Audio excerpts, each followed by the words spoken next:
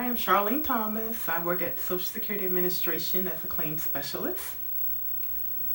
When I first heard of it spreading in China, I didn't even think about that it would come to the United States, and especially at this rate that it's going now, where our numbers are higher than even their numbers. So that I'm really totally surprised and shocked about how it's spreading here. My main concern is with older adults, like my mother-in-law, and not wanting to be around her because we do go out to the store, or thinking that I could be a carrier and affect somebody else. That's my most concern or fear. The main thing I do is carry hand sanitizer around everywhere. When I do go in the store, I make sure I have my gloves on. I make sure to stay, away from people, not to be close up on people, and to get in and out, and not to take my time to just, get what I need to get and get out of the stores.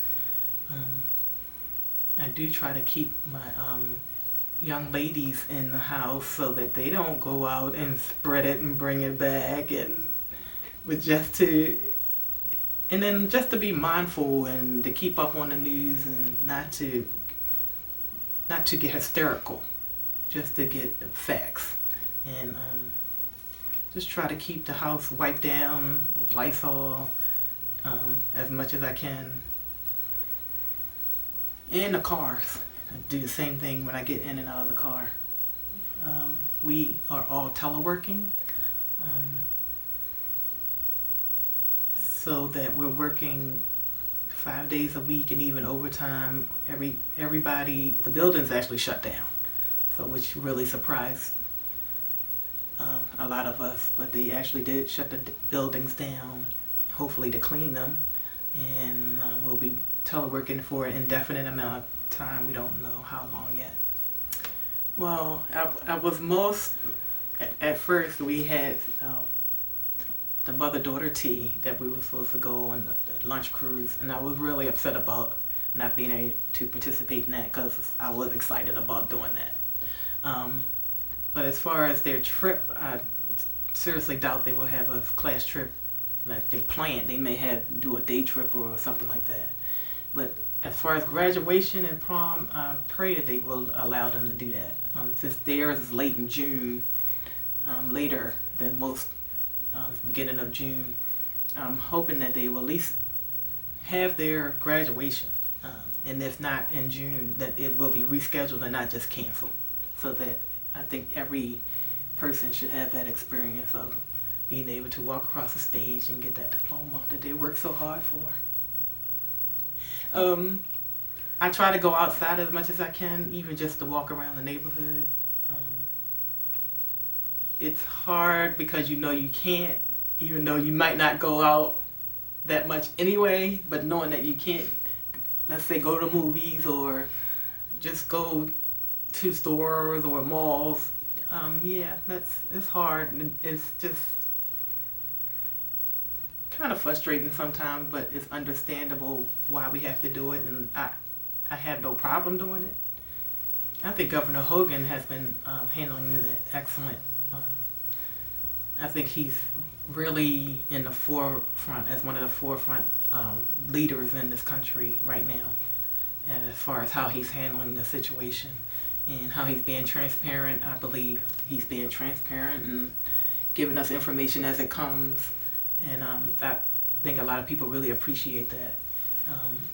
So as far as on a federal level, I think that I'm glad that they're doing as many press conferences as they're doing, and letting the people talk to or hear from the actual doctors, professionals that are handling each situation, instead of just listening, hearing the president talk.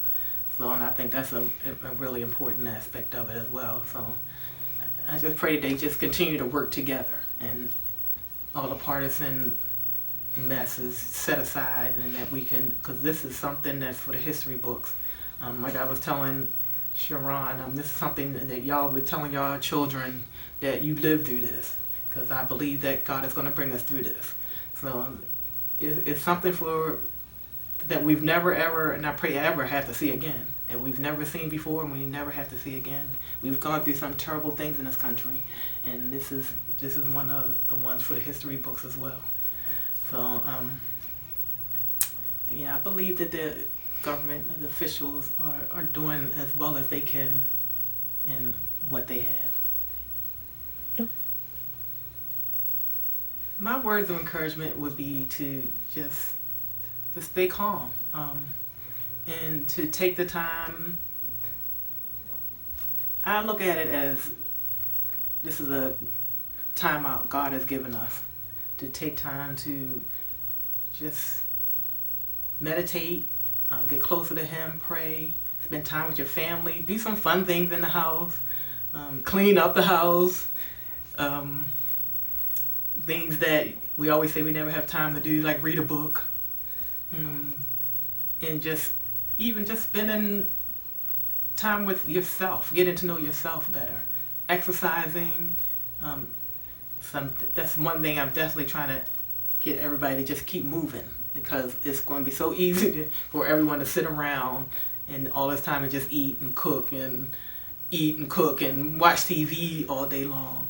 And I think this is just a time when we just need to spend some time to get to know God and our relationship with Him, make it stronger, and to just encourage each other, to be a blessing to other people, even just by a phone call. Just saying how you doing, it means a lot to people.